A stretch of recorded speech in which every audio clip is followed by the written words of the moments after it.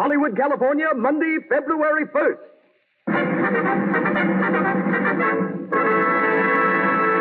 The Lux Radio Theatre presents Gary Cooper and Jean Arthur in Mr. Deeds Goes to Town with Lionel Sander.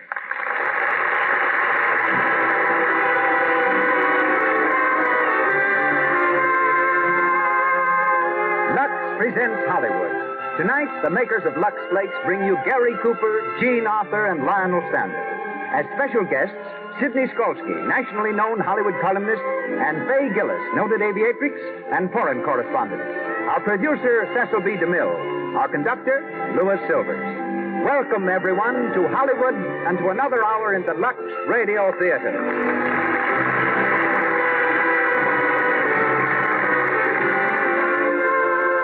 Before introducing Mr. DeMille, I'd like to share with you a letter from a California woman, one of our unseen radio audience, Mrs. Roberta Hurst of San Jose. You're an ardent user of Lux Flakes. I'd like to thank you not only for the treat you give us on the air Monday nights, but for the boon Lux is to my household. I use Lux Flakes for all my lingerie, all fine laundering, and for dishes. In every instance where my hands come into contact with soapy water. I'm sorry we cannot give you the rest of Mrs. Hurst's enthusiastic letter, but I'd like to emphasize one point. Lux Flakes do protect the woman's hands just as they protect fine fabrics. So why not use Lux for all soap and water jobs, especially dishwashing? Lux protects the natural oils of the skin, leaves your hands soft and white. Start using Lux Flakes for your dishes tomorrow. And now, we present Hollywood's foremost producer. Ladies and gentlemen, Mr. Cecil B. DeMille.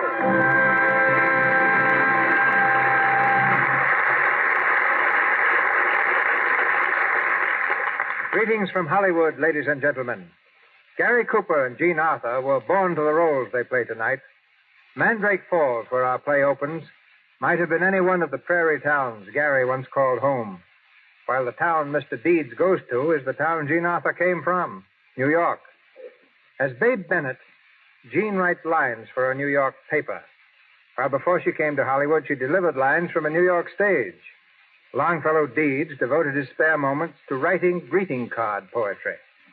And Gary also likes to use a pencil, but instead of making rhymes, he draws pictures.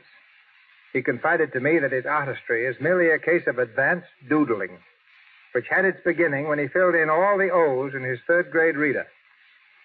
Their work in Mr. Deeds convinced me that Mr. Cooper and Miss Arthur were definitely the stars I wanted for the roles of Wild Bill Hickok and Calamity Jane in our picture, The Plainsman.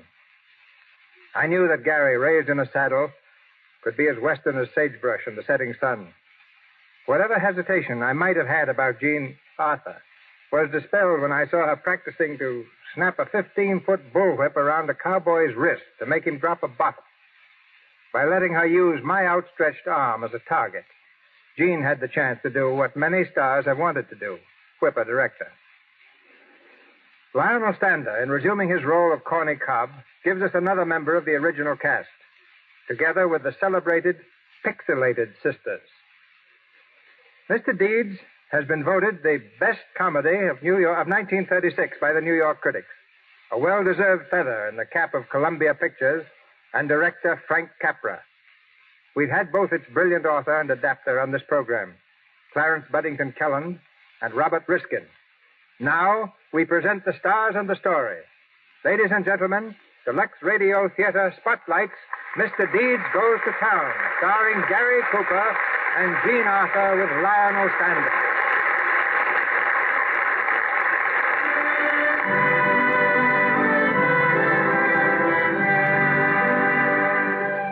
Our story begins in the little town of Mandrake Falls, population 600.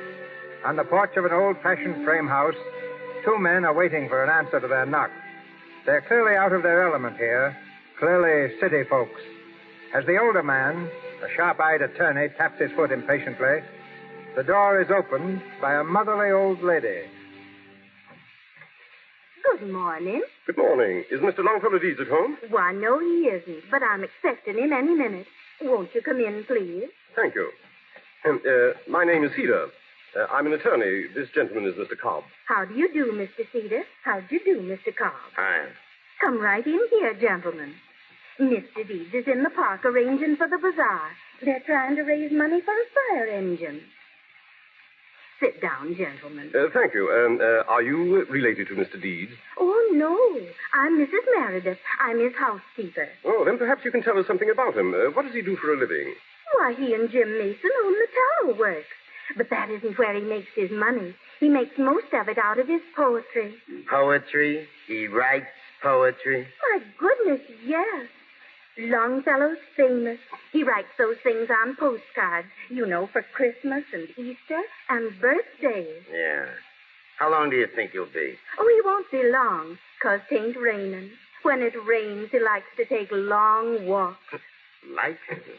There he is now. I'll tell him you're here. Hey, Cedar, did you hear that? Yeah. The old man must have been goofy to leave all his dough to this yokel. Oh, well, How much do you figure the estate will amount to after the taxes are deducted? about 20 million. Better be careful how you spring it on him. He's liable to keel over from the shop. Good morning, gentlemen. Oh, good morning. Are you Longfellow Deeds? That's right. My name is John Cedar, of the New York firm of Cedar, and Buddington. My card. Cedar, and Buddington. Buddington must feel like an awful stranger. Not bad. This is Mr. Cornelius Cobb, Mr. Deeds. Hiya. Very well, thanks. Mr. Deeds, we'd like to ask you a few questions. Excuse me. Mrs. Meredith, Yes, Longfellow? have you seen the mouthpiece for my tuba? Why, it's right there on the table. Oh, that's right. My new mouthpiece. I keep losing them all the time. Go ahead, Mr. Cedar. Don't pay any attention to me. I just want to see if this thing fits my new bass horn all right. Mr. Deeds, we have some news for you. Yeah.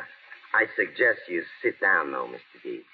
Mr. Deeds. Mr. Deeds, does the name of Martin W. Semple mean anything to you? Not much. An uncle of mine, I think, although I never saw him. Well, he passed on. He was killed in a motor accident in Italy. He was? Well, now, that's too bad. If there's anything I can do... Mr. Semple left a great fortune when he died. He left it to you, Mr. Deeds. Deducting taxes, it's somewhere in the neighborhood of $20 million. Well, for crying out loud. What about lunch? Are the gentlemen going to stay? Perhaps you didn't hear me, Mr. Deeds. I said the whole Semple fortune goes to you. 20 million. Oh, I heard you all right. 20 million. That's quite a bit, isn't it? Oh, it'll do in a pinch. Yes, indeed. I wonder why he left all that money to me. I don't need it. I give up. I wish you'd tell me about lunch if the gentlemen are going to stay. Sure, they'll stay. Mrs. Meredith's got some fresh orange layer cake.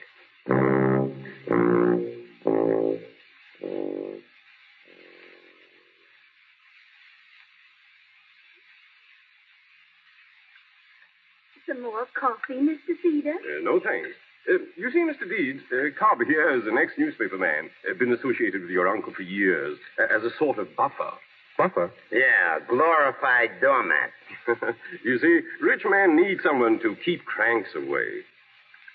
Cedar, and Buddington. It's funny, I can't think of a rhyme for Buddington. Why should you? Oh, whenever I run across a funny name, I always like to poke around for a rhyme. I've got one for Cobb. Huh? There once was a man named Cobb who kept Semple away from the mob. Came the turn of the tide, and Semple, he died. Now, poor Cobb is out of a job. Sounds like 2 weeks' notice to me. Huh? I've gotten a sackaroo in many ways, but never in rhyme. Oh, no. I didn't mean that. I'm sure I'm going to need your help. Are you married, Mr. Deeds? Who, me? No.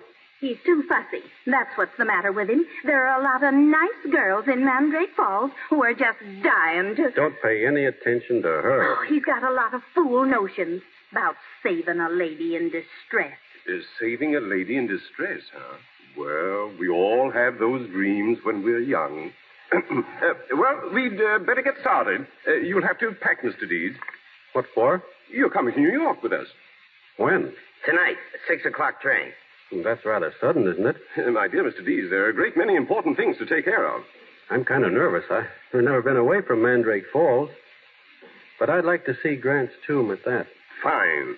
We'll walk around town now, Mr. Deeds, and we'll meet you at the train at 6 o'clock.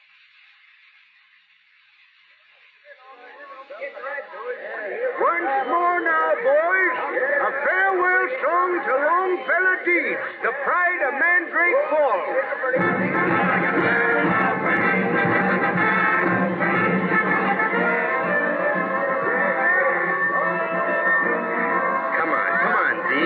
You can stand on the observation platform. So long, Charlie. So long, Ed. So long, Mrs. Meredith. So long. So long. So long. Gosh, I got a lot of friends.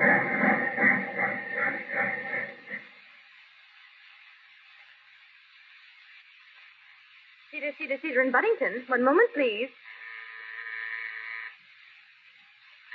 Good morning. Oh, good morning, Mr. Cedar. Mr. Buddington in? He's waiting for you in your office, Mr. Cedar. Thank you. Cedar in Buddington. Hello.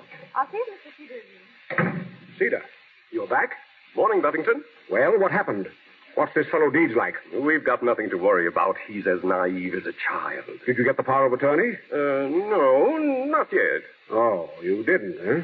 Well, give me a chance. We only arrived this morning. John, if you don't mind my saying so, we can't afford to have... Yes, I know, Buddington. We can't afford to have the books investigated right now. But the $500,000. Goodness me, where do we go to get it? Will you stop worrying? Just relax and leave it to me. Those books will never leave this office. Well, I hope not. If they ever do, we'll all land in jail. Listen, I'm going to see Deeds this afternoon. I'll have that power of attorney the first thing in the morning. Leave it to me. I tell you, Buddington, the boy's a simpleton.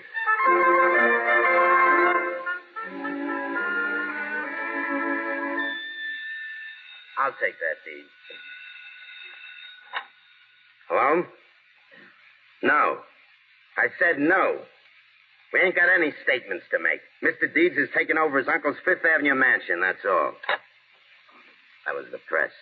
Oh, where were we, Mr. Cedar? Oh, yes. We were talking about the power of attorney. It's just a suggestion, Mr. Deeds. But if you'd give it to us, we could take care of everything for you. It would save you a lot of annoyances. Every shark in town is going to try to sell you something. Yes, there have been a lot of them around already.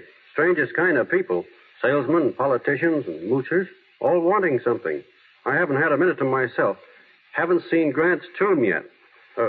By the way, where's all the money? In a bank? No. There's approximately $1.5 million in cash. The accountants are working on the books now. Be ready in several weeks. It sounds complicated. Oh, yes. That's why I suggested your letting us take care of it. A rich man should unburden himself. You mean besides wanting to be my lawyer, you also want to handle my investments? Why, yes. Well, outside of your regular fee, how much extra would it cost? Oh, nothing. No extra charge. No charge. But there'd be a lot of extra work, wouldn't there? Oh, it's an added service a firm like Cedar and Buddington usually donates. Funny thing, I haven't been able to think of a rhyme for Buddington yet. Neither have I. Mr. Deeds, Listen. The fire engine. Hey, I gotta see it. There it goes. Boy, look at it. Go. Mr. Deeds, please. Let him alone, Cedar. If he likes to watch fire engines, that's his business. Gee, that was a pip. We expect to have one in Mandrake Falls pretty soon, with a siren, too. Mr. Deeds, I wish you'd give that matter some thought. Huh? This matter of the power of attorney. Oh, yes, I will. I'll give it a lot of thought. A fellow by the name of Winslow is in here and wanted to handle my affairs for nothing, too. It kind of puzzles me why people want to do a lot of work for nothing. It isn't natural. So I guess I'll have to think about it some more. Quite right. You have a good business head, Mr. Deeds. Being an attorney for you is going to be a very simple affair. You're not my attorney yet, Mr. Cedar. Not till I find out what's on your mind. Suppose you get the book straightened out right away so I can look into everything. Are you suggesting that... No, sir, but I'd just like to look the books over. After that, I'll let you know if you're going to be my attorney or not. Oh, I see. Good day, Mr. Deeds. Good day. You know, Cobb, I think there's something fishy about him. There once was a cedar, so tall and so green, chopped down by a hick to the size of a bean.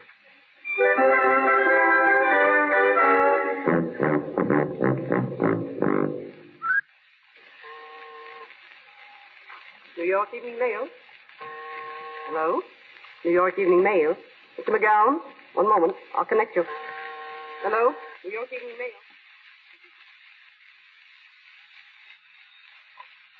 Hello. Hello, McGowan speaking. Oh, hello, Mr. Hines. Yeah? Yeah, sure, Mr. Hines. I'll get something on him right away. Well, that was a boss again, babe. He's yelling murder. He says this guy Deeds is news and big news. Sure, but how do you expect me to get at him? Cobb keeps him under lock and key. I'm a reporter, not a magician. Well, you won't be a reporter long if you don't get some dope on this guy, and I won't be an editor. Hines is yelling for human interest stuff. What this guy Deeds thinks about the big town. How does it feel to be a millionaire? Is he going to get married? Is he smart? Is he dumb? That's the angle. And we've got to get it for him. Well, how about it, babe? I'll do my best, Mac, but it'll take time. Listen, babe, you get the story and you can have anything you want. How about a month's vacation? With pay. With pay. Keep 4 columns open on page 1 tomorrow. Now you're talking, babe. I'll keep the whole front page open. How are you going to do it? I don't know yet, but I'll get to him if I have to pull a phony feint right on his doorstep.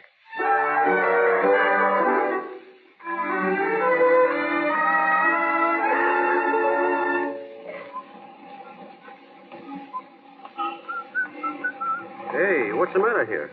Are you hurt, miss? Oh. Here, let me help you up. I must have fainted on the steps. I sat down for a moment and, I'm sorry. Can I help you? No, thank you. I'm all right. Well, this is my house. I'd like to... Oh, no, really, I'm all right. What happened? Well, I guess I walked too much. Been looking for a job all day. I found one, too. I start tomorrow. Oh, you've been very kind. Goodbye. Please, you must let me help you. I'm sorry. Have you had your dinner? Dinner? Why, isn't that funny? I forgot to eat.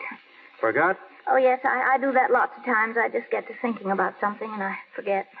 Well, look. I'm going to a place called Tulio's, and I think you better come along, too.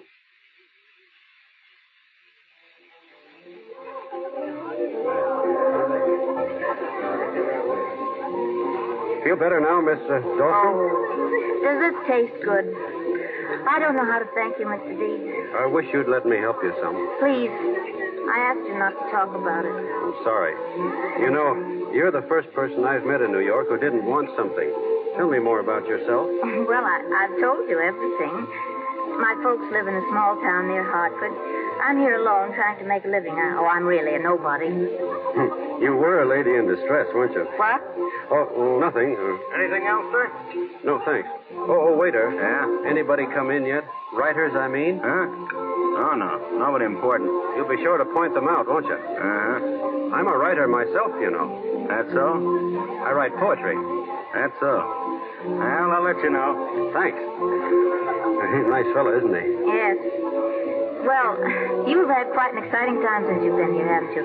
All those meetings and business deals and society people. Aren't you having fun, Mr. Deeds? No, at least I didn't. Not till now.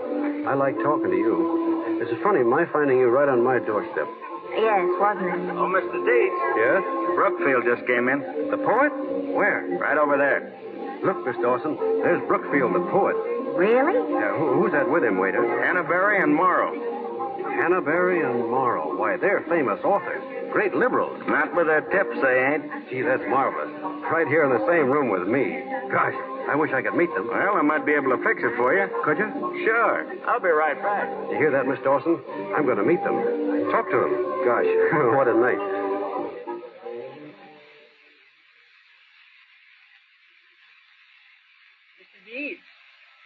Mr. Deeds, wake up, sir. It's late. Shut it off. Shut that alarm off. Yes, sir. It's very late, sir. 11 o'clock. In the morning? Yes, sir. You're my butler, aren't you? Yes, sir. I just wanted to make sure. If you permit me to say so, sir, you were out on quite a party last night. Was I? Oh, yeah. My head feels like it. Has Miss Dawson phoned? No, sir. She was a lady in distress, Walter, but she wouldn't let me help her. She's got pride. I like that. Deeds, Oh, hello, Cobb. I got to speak to you right away. Get some coffee, will you please, Walter? Very good, sir. Now listen, where were you last night? Why, I met a young lady, Miss Dawson. Went to Tulio's. Did you sock somebody there? A poet? Yes, a fellow named Brookfield. Why? Why? Oh, I thought I'd better teach him some manners. You see, he invited me over to his table, but after I got there, I found out he only wanted to make fun of me. So you up and socked him? Not very hard. He said some things in front of Miss Dawson that I didn't like. Go on. After you socked him, what happened then? Well, another writer there, he was in the same party. He congratulated me. He said Brookfield should have been socked long ago. Well, this other writer, he invited me out to see the town, so we went. Yeah. And then what happened? Well, it's a little hazy after that. Well, take a look at the newspapers. They ought to refresh your memory. Look. Cinderella Man on spree. Punches literary light at Tulio's. Shows big city how to cut up. Holds up traffic at 3 a.m. feeding donuts to horses. Cinderella Man? What do they want to call me that for? They'd call you anything if you give them half a chance. They got you down for a sap. I think I'll go down and punch the editor on the nose. No, you don't. Listen, get this clear. Punching people is not the solution to anything. Sometimes it's the only solution. Not editors. Take my word for it. Not editors. But what about this Cinderella Man? That's my job. I'll keep that stuff out of the papers if you'll help me. But I can't do anything if you go around talking to people. Please, will you promise me to be careful from now on? Yes. I guess I'll have to. Thanks.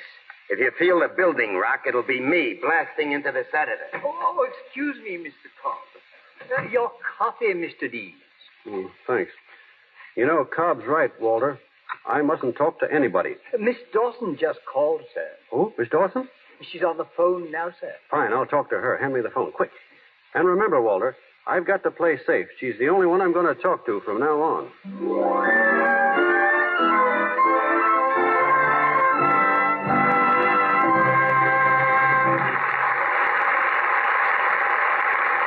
Now let's tune in for a moment on a typical Lux home.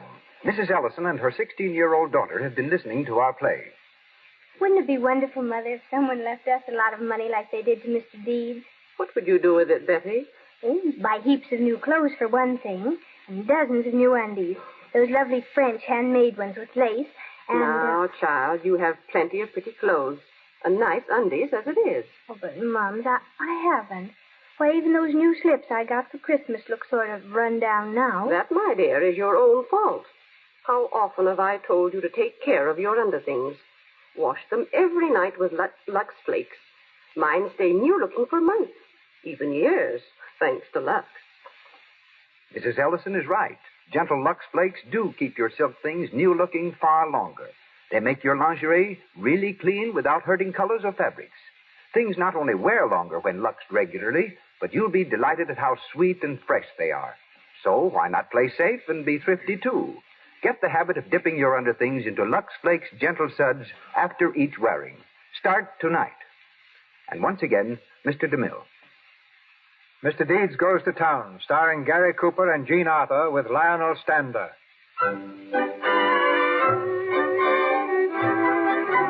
Unaware that his newly discovered friend, Miss Dawson, is really a newspaper reporter, Longfellow Deeds has taken her completely into his confidence.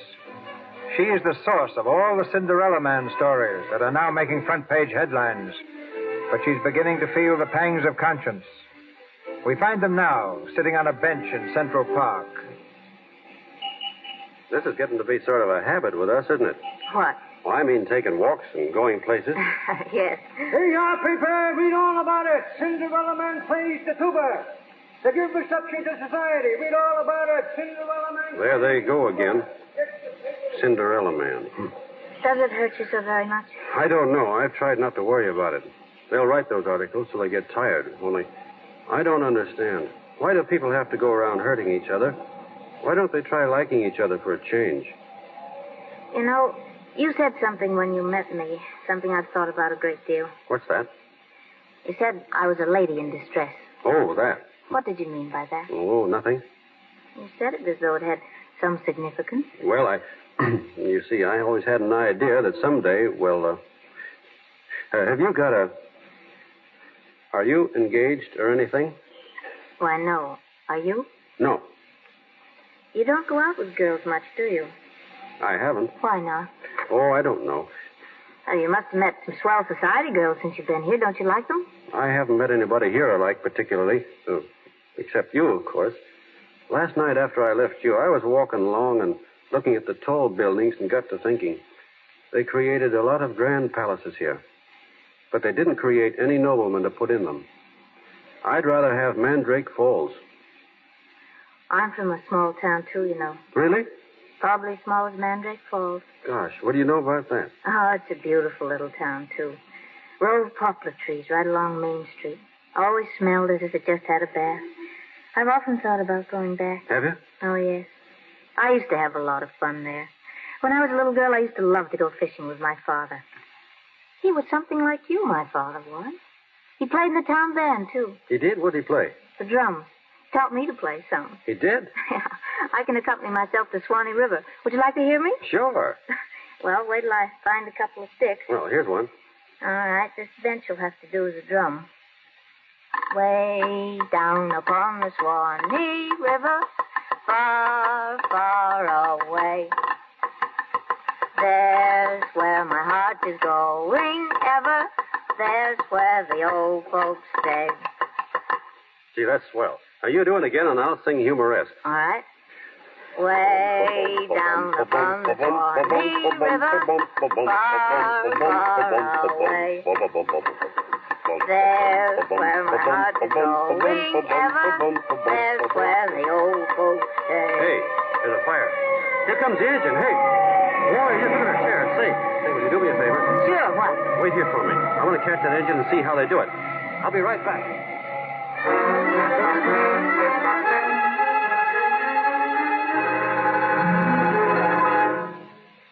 Cinderella man proves himself fire-eating demon, jumps on board engine, volunteers to help firemen.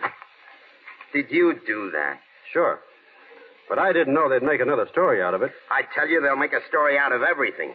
But what gets me is who's on the inside. Where are they getting their dope? I don't know. I pleaded with you not to talk to anybody. You promised me you wouldn't. But no, you've been blabbing your head off to the whole town. What have you been doing every night? Going out? So I noticed. You're not going out tonight, I hope. Yes? Why? Have you forgotten you've got a reception here? All the society people in town are coming. Gosh, that's right. I forgot. Well? I had an appointment. I was going to meet somebody for dinner. You can't dodge your own reception. It ain't etiquette. No, I suppose not. Only... Only what? Well, let me think it over. I'll let you know.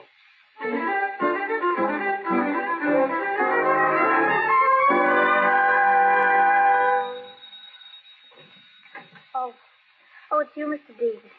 Hello. Can I come in? Of course. Oh, I didn't expect to see you this evening. I didn't think you could get away with your reception and everything. Oh, I wouldn't let them stop me from seeing you. I threw them out of the house. You threw them out? You mean bodily? Yes.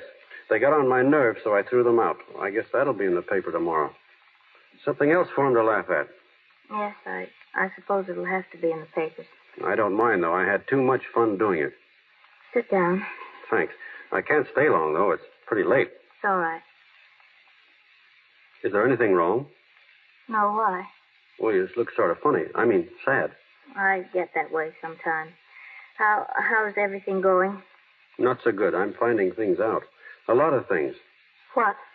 Well, first of all, it's not so much fun being a millionaire. I wouldn't mind if they'd let me alone, but you know how it is.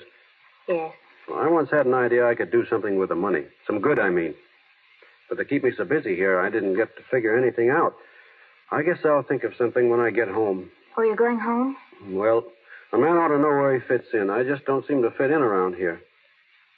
Mary? Yes? I was thinking of... Well, I wish you could come to Mandrake Falls sometime. Me? Yes. You know, within a couple of miles of my house, you can find nearly every kind of tree and bush and flower in the world. I used to spend hours in the woods just hiking around. It was wonderful. I'd generally take a girl with me. A girl? No, not a real one. I'd make one up, just to have somebody to talk to. She was beautiful, too. I always knew that someday I'd meet her. Mary. Oh, wait a minute. You said you've found things out. Oh, so have I. This town gets you somehow. It makes you coarse, unfeeling. It's done it to me. You? Listen, dear. Don't let anybody hurt you anymore. They can't. You're too real. And you go back to Mandrake Falls. You belong there. These stories about you will stop. They'll stop right now. Mary. Yes. Remember that poem I told you about? The one I was writing about you? Well, it's finished. Would you like to read it? Of course. It's to you, but you don't have to say anything after you read it. You can tell me tomorrow what you think. I tramped the earth with hopeless feet, searching in vain for a glimpse of you.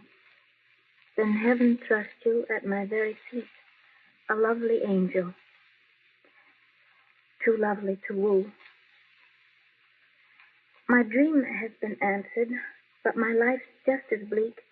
I'm handcuffed and speechless in your presence divine.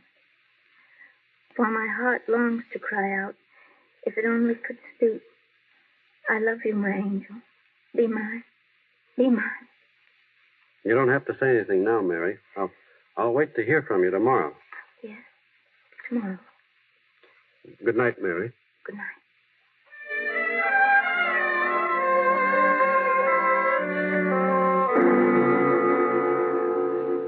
Oh, stop it, babe. Stop it. Well, what do you mean you're quitting? It's true, Mac. I'm walking out on you. I'm through. What's bothering you, babe? Last night he proposed to me. Proposed to you? You mean he asked you to marry him? Yes. Why, babe, that's terrific. Cinderella man woos mystery girl. Who is the mysterious Drink girl? one word of that and I'll blow your place up. Oh, I'm sorry, babe. Say, you haven't gone and fallen for that mug, have you? Well, I'll be a... Oh, that's tough, babe. I'm awfully sorry. Well, what are you going to do? I'm going to tell him the truth. Oh, tell him you're Babe Bennett. Tell him you're making a stooge out of him. I've got a lunch date with him. Expects an answer. It's going to be pretty. Oh, don't be a sucker, babe. You can disappear, can't you? Oh, I thought of that, too. You need never see him again. That's the rub. Oh, it's as bad as that, huh? Telling him's a long shot. I'm going to take it. Hand me the phone, will you, Mac? Now, listen, babe. Listen, are you sure you're doing the right thing? Huh, right thing. It'll be a novelty for me.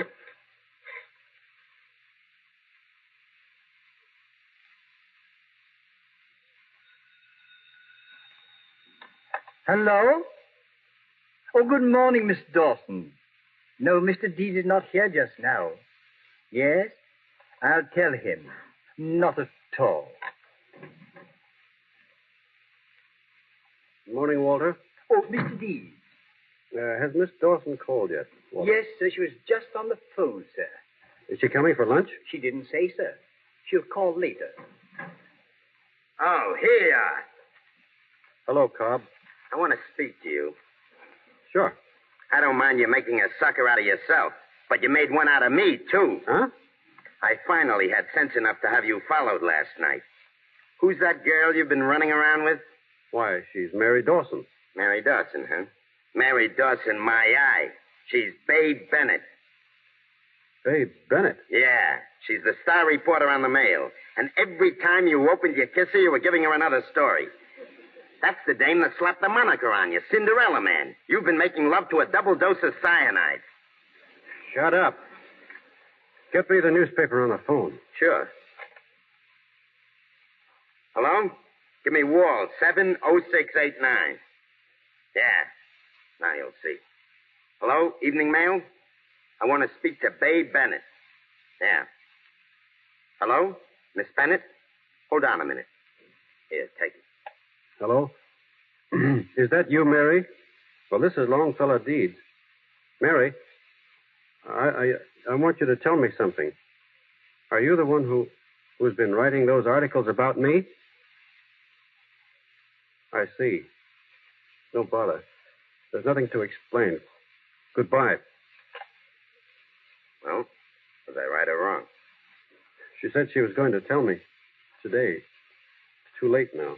What are you going to do? I'm going home. Home? But what about the estate? You can't just walk off and leave everything like that. What's going to happen? I don't care what happens. I never wanted the money. You can give it away. For all I care, give it to the people that need it. It never did me any good. Just a lot of trouble and pain. I don't want it. I'm going back home where I belong.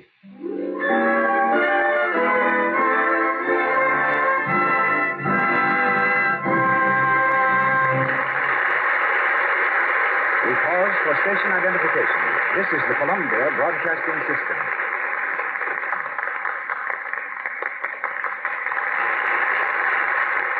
KNX, Los Angeles, the voice of Hollywood. In a few moments, we'll resume Mr. Deeds Goes to Town, starring Gary Cooper in the title role and Jean Arthur as the reporter. We hear now from another lady of the press, Fay Gillis. Miss Gillis fell rather than rose to fame.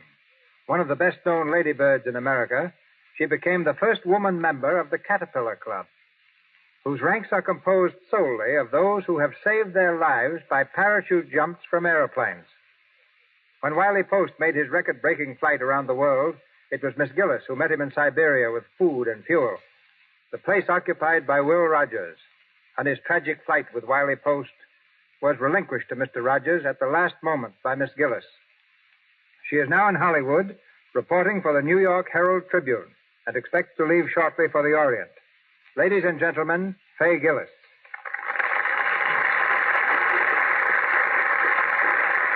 Thank you, Mr. DeMille. Becoming a member of the Caterpillar Club, Miss Gillis, must have been a very exalting experience. On the contrary, it was decidedly a come-down.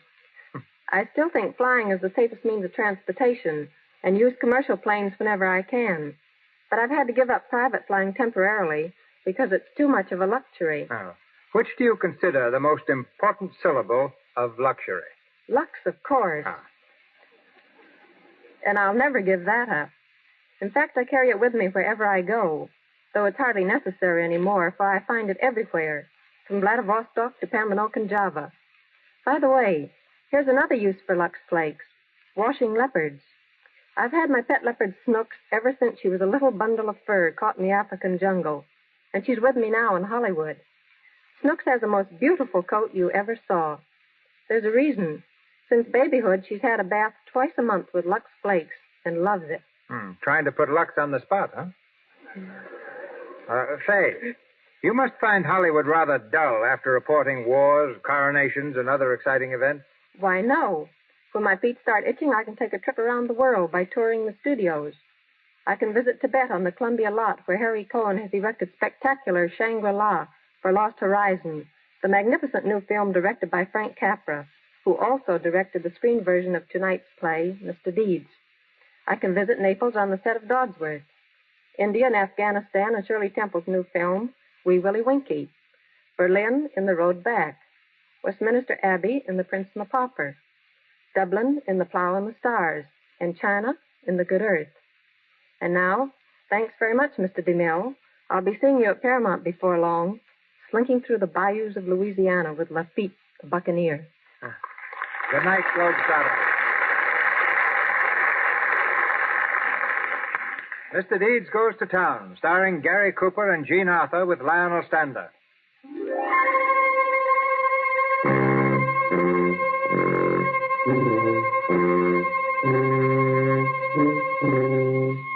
Completely disillusioned, Longfellow Deeds started giving his money away to needy farmers.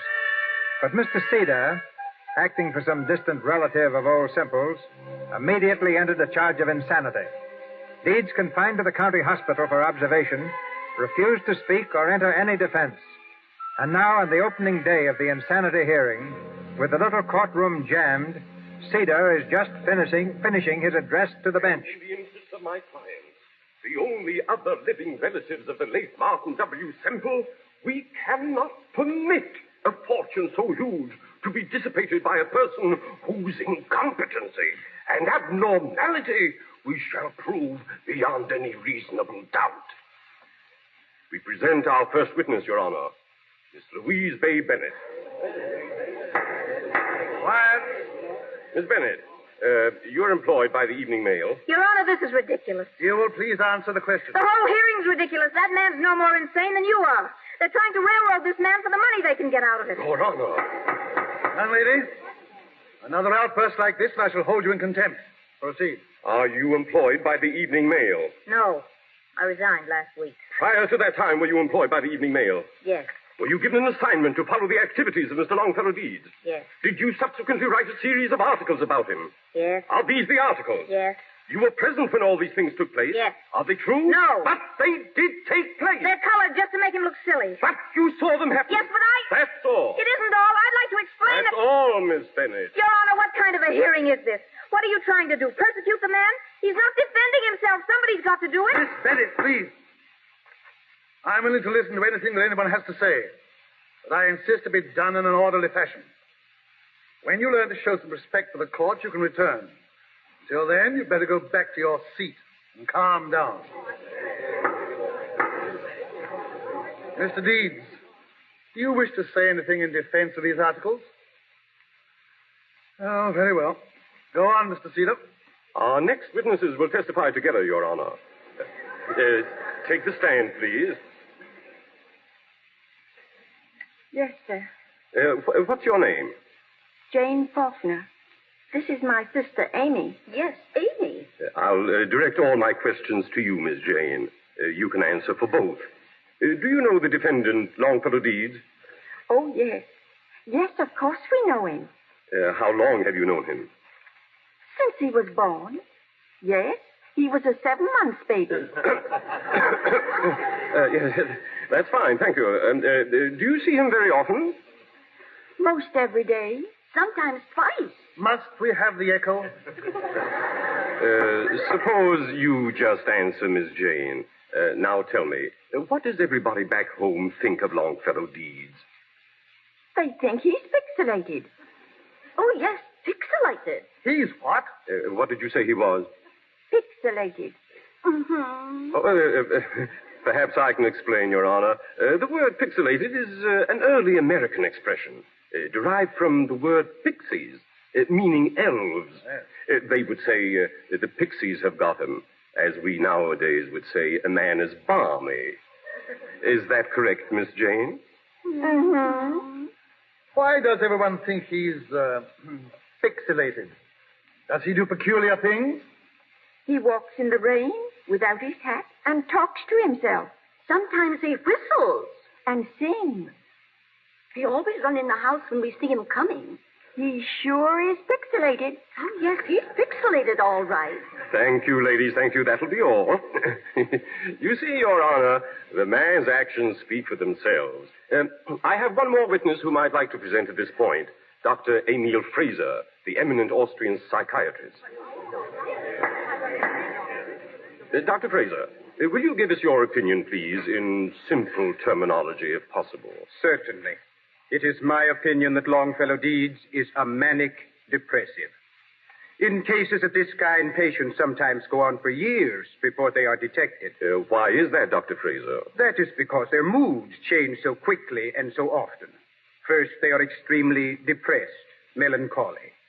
Then the mood changes again in the other direction until they reach a state of high exaltation. Here, everything is fine. Here, the world is beautiful. How would you say, Dr. Fraser, that this applies to Mr. Deeds? The symptoms are obvious. When he is on top of the wave, he plays his tuba, writes his childish poems, chases fire engines in his desire to help humanity. This is contrasted with his present mood, which is so low that even the instinct for self-preservation is lacking. Another significant point was his desire to give away every bit of his fortune. Oh, yes, there's no doubt. He is an obvious case of manic depressive. Thank you, Dr. Fraser, thank you. That is all, Your Honor. Deeds, you're not going to let him get away with this, are you? At least let me ask for a postponement. Cedar will settle out of court for $2 million. He told me that. Mr. Deeds, before I arrive at a decision, isn't there anything you want to say? Come on, don't be a sucker. Oh, very well, if you won't speak. Mr. Deeds, in view of the testimony, I think it advisable for your own safety that you be sent to a state hospital. You need medical attention, Mr. Deeds. Perhaps in a little while... No, wait a minute. You can't do it. Please, you've got to make him talk. Let me try. Darling, please. I know everything I've done. I know how horrible I've been. If you'll never see me again, no matter what happens, do this for me. Miss Bennett, please. You said I could speak. You said I could have my say if I were rational. I'm rational. I'll take the witness chair. Your Honor, what she's saying has no bearing on the case. Let her speak. I know why he won't defend himself. That has a bearing on the case, hasn't it? He's been hurt. He's been hurt by everybody he's met since he came here, principally by me. He's been the victim of every conniving crook in town. The newspapers pounced on him, made him a target for their feeble humor. I was smarter than the rest of them. I got closer to him so I could laugh louder. Why shouldn't he keep quiet? Every time he said anything, it was twisted around to sound imbecilic. He can thank me for it. Your Honor, this is preposterous. Certainly I wrote those articles, but I stopped writing them when I found out what he was all about. When I realized how real he was. When I found out he could never fit in with our distorted viewpoint, because his was honest and sincere and good. If that man's crazy, Your Honor, the rest of us belong in straitjackets. This is absurd, Your Honor. The woman is obviously in love with him. What's that got to do with it? But you are in love with him, aren't you? Yes! Quiet, please. In the interest of this defendant, I've tolerated a great deal of informality. If there's one more outburst, I shall have the courtroom cleared. Your Honor, I'd like to put in my 2 cents. I've known this man Quiet. develop... Sit down. Your Honor, Yes, Mr. Deeds? I'd like to put in my 2 cents worth. Go ahead, Mr. Deeds. Well, I don't know where to begin. There have been so many things said about me. Of course, Mr. Cedar has a right to think I'm loony. I once considered paying him $100,000 a year for his services. About my playing the tuba. Seems like a lot of fuss has been made about that. If a man's crazy just because he plays the tuba, somebody better look into it, because there are a lot of tuba players running around loose. Of course, I don't see any harm in it. I play mine whenever I want to concentrate. That may sound funny to some people, but most everybody does something silly when they're thinking. For instance, the judge here is an O filler. What? An O filler. You fill in all the spaces in the O's with your pencil. I was watching you. Proceed, Mr. Deeds. Yes, sir. Well, that may make you look a little crazy, Your Honor, just sitting around and filling in O's, but I don't see anything wrong because that helps you think. Other people are doodlers. Doodlers? Well, that's a name we made up back home for people who make foolish designs on paper when they're thinking. It's called doodling. Almost everybody's a doodler. Did you ever see a scratch pad in a telephone booth? People draw the most idiotic pictures when they're thinking. Dr. Fraser here could probably think up a long name for it, because he doodles all the time. I picked up this paper he was scribbling on. I can't figure out what it is. One minute it looks like a chimpanzee, and the next it looks like a picture of Mr. Cedar. Quiet, please, quiet. Looks kind of stupid, doesn't it, Judge? But I guess it's all right. If Dr. Fraser has to doodle to help him think, that's his business. Everybody does something different. Some people are ear pullers, some are nail biters. Mr. Cedar is a nose twitcher. See him? So you see, Your Honor, everybody does funny things to help them think. Well, I play the tuba. Your Honor, this is becoming farcical. I suggest Mr. Deeds dispense with his side remarks. Let him stick to facts. Be quiet, please. Go on, Mr. Deeds. Now, about the Faulkner sisters. That's funny. I mean, about Mr. Cedar going all the way to Mandrake Falls to bring them here. Do you mind if I talk to them? Not at all. Jane, who owns the house you live in? Why, you do, Longfellow. Yes, you own it. Do you pay any rent? No, we don't pay any rent. Good heavens, no. We never pay rent. Are you happy there? Oh, yes. Yes, indeed. Now, a little while ago, you said I was pixelated. Do you still think so? Oh, yes. You've always been pixelated, Longfellow. Always. No, that's fine. I guess maybe I am. Now tell me something, Jane. Who else in Mandrake Falls is pixelated? Come on. Who else in Mandrake Falls is pixelated? Why, everybody in Mandrake Falls is pixelated, except us. All except us. There's just one more question.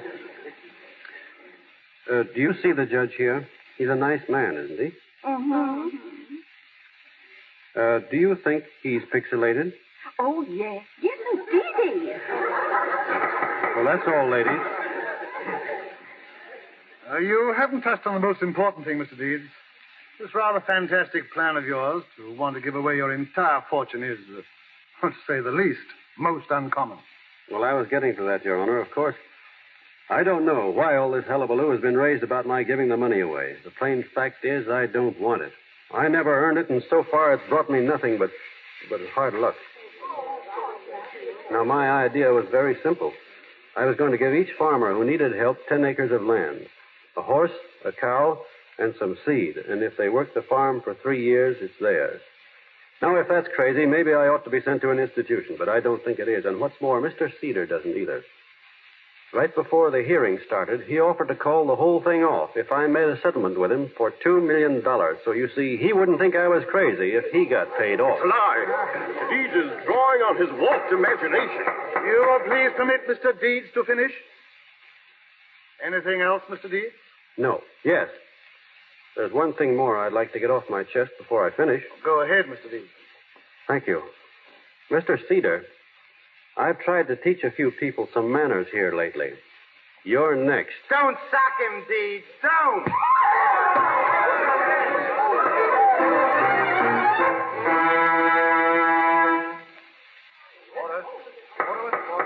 Order. Mr. Deeds, the court has come to a decision. There's been a great deal of damaging testimony against you. Your behavior, to say the least, has been most strange. But in my opinion, you are not only sane, but you are the sanest man that ever walked into this courtroom. Thanks. Well, you're free to go now. And best of luck. Gosh, thanks. That's swell. Wait a minute. Where's Mary? Hey, Mary! Mary! I've got her. Here she is. No, please let me go. Mary! You don't want to speak to me. Yes, I do. I can leave now, Mary. Look, the judge said so, and I'd like you to come with me back to Mandrake Falls. Mandrake Falls? Will you, Mary? Mandrake Falls? Don't get hysterical, kid. It ain't as bad as that. It's a beautiful place. I know it is. And I'd love it. Oh, gosh, Mary. Well, I guess that's settled. I'll get the tickets and pack up your things, Deeds. Gosh, you're wonderful, Mary. I said I'll get the tickets and pack up your things, Deeds. Huh? Oh, thanks. And Cobb. Yeah? Don't forget my tuba, will you?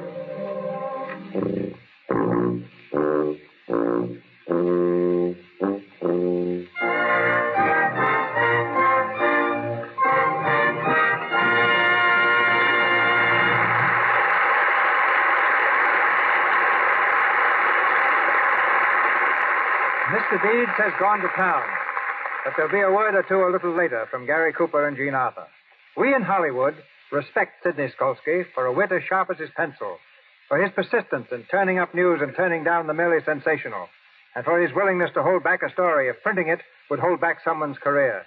Sid and I have flung many a scorching syllable at each other, but this Broadway bantam who keeps his finger on the Hollywood pulse for the New York Daily News is always ahead of the headlines. Ladies and gentlemen, Mr. Skolsky goes to town. Well, DeMille, here I am again. I watched you work the last time you were here, and I'd like to ask you a question. What is a columnist? That's a little difficult. Columnists are born, not made. You're the perfect size for a columnist. You're just tall enough to reach the keyhole.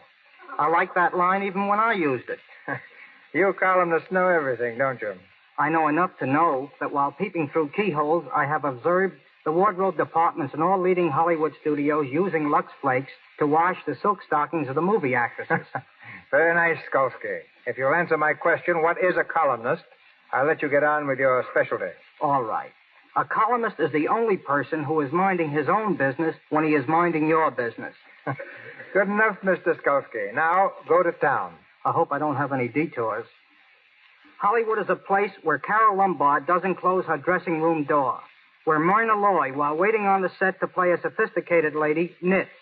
It's a town where a producer, advised to take a trip around the world, said, "No, there are plenty of other places I'd rather see first." It's a town where a sign on the road to Jean Harlow's house reads, "Danger, curves ahead." Where Harpo Marx declared that he wanted to keep his marriage a secret until after the divorce. But don't get me wrong, I love Hollywood. Hollywood is a place where the billboards read, "Garbo loves Taylor." But Greta would like you to know that they should read, "Taylor loves Garbo." It's a town where Grace Moore stands in an evening gown and cooks, where a person whispering a secret says, "I'll tell you this if you promise to let it go further." Where Simone likes the gags about her name and gave her boyfriend, John Swope, a watch inscribed to Swope Swope. Where James K. McGinnis, when invited to dinner by an actor he didn't like, answered, I'd like to go, but I have a previous engagement, which I will arrange as soon as possible. But don't get me wrong, I love Hollywood. Hollywood is a place where Ginger Rogers, after dancing all day with Fred Astaire, goes dancing at the Trocadero with James Stewart for fun. It's a town where Jack McGowan sits on a permanent New York street at Metro and wishes he were in California. It's a town where Joseph von Sternberg presses a button in his house and creates the effect of rain beating on the roof. Where a Hollywood biggie complained to his wife saying, I work for you, I slave for you, and what do I get? Nothing but thanks, thanks, thanks. But don't get me wrong, I love Hollywood. Hollywood is a place where Joan Crawford always has a favorite dish for every guest at dinner, where William Powell, the thin man, hates detective stories. It's a town where a bank on Hollywood Boulevard advertised picture night and gave away a 7-reel film with every deposit. It's a town where Billy Rose, on his way to stage the Texas Centennial, declared, boys, I'm going to make Texas the biggest state in the Union. Where Ernst Lubitsch said to a group of writers, now what this scenario needs is a scene with a typical Lubitsch touch. Got any suggestions? But don't get me wrong, I love Hollywood.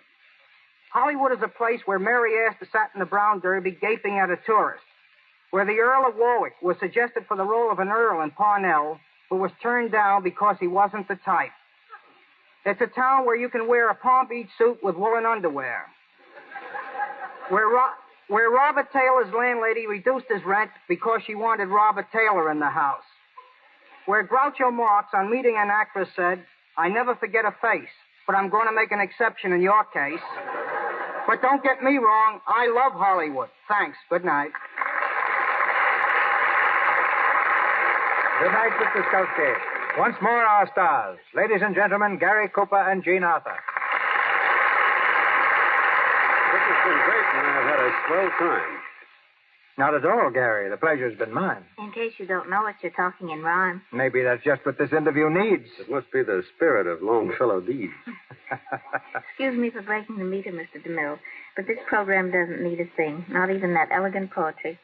As one of your most loyal Monday nighters, I think the Lux Radio Theatre is one of the finest contributions that's ever come from Hollywood. Mr. DeMille, this is the first time the three of us have been together since we made The Plainsman. The Fade Out on The Plainsman. What have you been doing? Well, I'm preparing to film The Buccaneer, the story of Jean Lafitte. How about playing that pirate for me, Gary, if you're free? Well, there's nothing I'd like better. I've been getting my sea legs now, playing in Souls at Sea, but I see Mr. Ruick approaching, so it must be time for me to get along. Thanks for this opportunity to appear again on what I think is the air's #1 program. Good night. Good night, Mr. DeMille. Good night, Wild Bill. Good night, Calamity Jane. Ladies and gentlemen, this is your announcer, Melville Roach. Before Mr. DeMille tells us of next week's play and stars, may I say that Mr. Cooper and Mr. DeMille appeared through courtesy of Paramount Pictures, Mr. Stander, Columbia Pictures, and Mr. Silver's 20th Century Fox, where he was in charge of music for the new film On the Avenue. And now, Mr. DeMille. Next Monday night, the Lux Radio Theatre brings you a story of love behind the throne. A story that starts in New York through the chance meeting of a young American with a strange and beautiful girl, then crosses the Atlantic to a tottering kingdom torn with revolt. Graustark, a tense drama of romance and royalty, starring Gene Raymond and Anna Sten with James Gleason.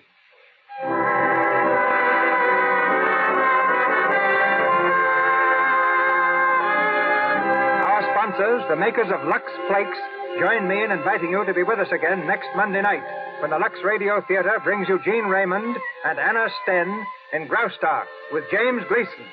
This is Cecil B. DeMille saying good night to you from Hollywood.